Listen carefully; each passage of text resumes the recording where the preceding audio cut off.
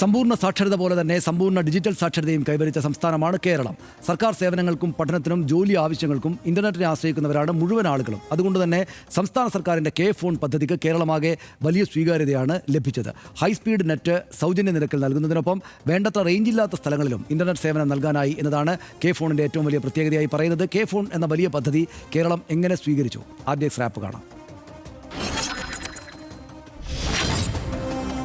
സംസ്ഥാനത്ത് സമഗ്ര ഡിജിറ്റലൈസേഷൻ ലക്ഷ്യമിട്ട് 2019 കേരള ഫൈബർ ഒപ്റ്റിക് നെറ്റ്വർക്ക് അഥവാ കെ ഫോൺ ആരംഭിക്കുന്നത്. അതിവേഗ ഇന്റർനെറ്റ് സൗജന്യ നിരക്കിൽ വീടുകളിലും ഓഫീസുകളിലും സ്കൂളിലും ലഭ്യമാക്കുന്നു എന്നതാണ് കെ ഫോണിന്റെ പ്രത്യേകത. ദാരിദ്ര്യരേഖയ്ക്ക് താഴെയുള്ള കുടുംബങ്ങൾക്ക് പൂർണ്ണമായും സൗജന്യമായാണ് കെ ഫോണിലൂടെ ഇന്റർനെറ്റ് സേവനം ലഭിക്കുന്നത്. എല്ലാ മേഖലകളിലും ഇന്റർനെറ്റ് സേവനം ലഭ്യമാക്കാനായി എന്നതാണ് കെ ഫോൺ പദ്ധതിയുടെ ഏറ്റവും വലിയ നേട്ടം. വേണ്ടത്ര റേഞ്ച് ലഭിക്കാത്ത ഗ്രാമങ്ങളെ പോലും ഡിജിറ്റലൈസ് ചെയ്യാൻ കെ ഫോണിനായിട്ടുണ്ട്. ഇങ്ങനെ ഇന്റർനെറ്റ് ലഭിക്കാതെ വിദ്യാഭ്യാസവും തൊഴിലവസരങ്ങളും നഷ്ടമായ കേരളത്തിലെ അനേകം കുടുംബങ്ങൾക്ക് വലിയ ആശ്വാസമാകാനും കെ ഫോൺ പദ്ധതിക്ക് സാധിച്ചു. കേരളത്തിലെ ആദിവാസി മേഖലകളടക്കം സമ്പൂർണ്ണ ഡിജിറ്റലൈസേഷൻ സാധ്യമാക്കാനും പദ്ധതി സഹായകമായി. സംസ്ഥാനത്തെ മുഴുവൻ ആളുകളെയും സർക്കാരിന്റെ ഡിജിറ്റൽ സേവനങ്ങളുമായി ബന്ധിപ്പിക്കാനും കെ ഫോണിനായിട്ടുണ്ട്. ഇന്റർനെറ്റ് സേവനത്തിന് പുറമെ OTT സേവനങ്ങളും ഇപ്പോൾ കെ ഫോണിൽ ആരംഭിച്ചിട്ടുണ്ട്. RDX news Malayalam.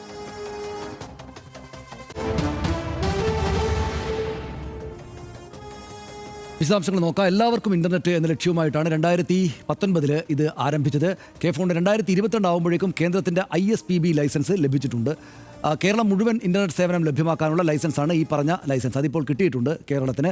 2024 ദേശീയതലത്തിൽ ബ്രോഡ്ബാൻഡ് ഇന്റർനെറ്റ് നൽകാനുള്ള ISPA ലൈസൻസും ലഭിച്ചിട്ടുണ്ട്. എന്ന് വെച്ചാൽ ദേശീയ തലത്തിലും പ്രവർത്തിപ്പിക്കാം. 2024 ഡിപ്പാർട്ട്മെന്റ് ഓഫ് ടെലികമ്മ്യൂണിക്കേഷനിൽ നിന്ന് national long distance licence 2024 K ഫോണിന് കിട്ടി. ഇതോടെ point to point connectivity, VPN, MPLS എന്നിവ നൽകാനുള്ള അധികാരവും ഇപ്പോൾ കെ ഫോണിന് ഉണ്ട് എന്ന് നമ്മൾ മനസ്സിലാക്കുന്നു. 1.5 ലക്ഷത്തോളം കണക്റ്റിംഗ് ദി അൺകണക്ട് പദ്ധതിയിലൂടെ കോട്ടൂർ, പന്തലാടിക്കുന്ന്, അട്ടപ്പാടി മേഖലകളിലടക്കം കണക്ഷൻ കൊടുക്കാൻ കെ ഫോണിന് സാധിച്ചു.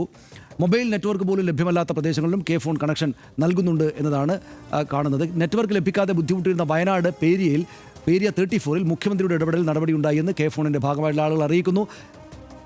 കെ ഫോൺ വഴി ഇന്റർനെറ്റ് സേവനത്തിന് പുറമെ OTT സേവനവും ലഭ്യമാക്കുന്നുണ്ട്.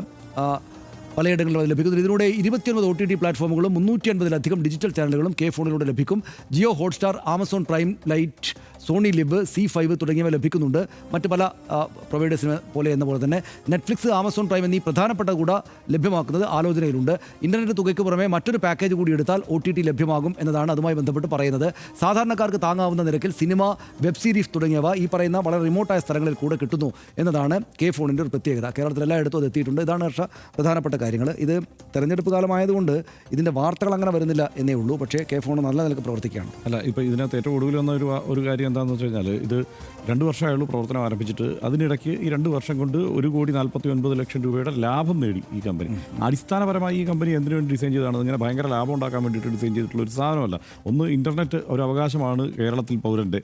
കേരളം മാത്രമാണ് ആ കാര്യത്തിൽ ആദ്യം തന്നെ അങ്ങനെ ഒരു നിലപാട് സ്വീകരിച്ചിട്ടുള്ള സംസ്ഥാനം. അപ്പോൾ ആ അവകാശം ഉറപ്പാക്കുക എന്നുള്ളതിന് വേണ്ടിയിട്ടാണ് ഇത് രൂപീകരിക്കപ്പെട്ടത്.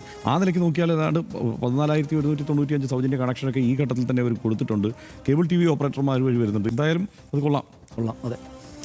പഠനം ഓൺലൈനായ ആളുകൾ വർക്ക് ഫ്രം ഹോം ചെയ്ത കൊറോണ കാലം നമ്മൾ മറന്നു കാണില്ല. അന്നത്തെ ഏറ്റവും വലിയ പ്രശ്നം മിക്ക വീടുകളിലും മിക്ക ഗ്രാമങ്ങളിലും റേഞ്ചില്ല എന്നതായിരുന്നു. അവരിലേക്കെല്ലാമാണ് സർക്കാർ കെ ഫോൺ ഇപ്പോൾ എത്തിച്ചിരിക്കുന്നത്.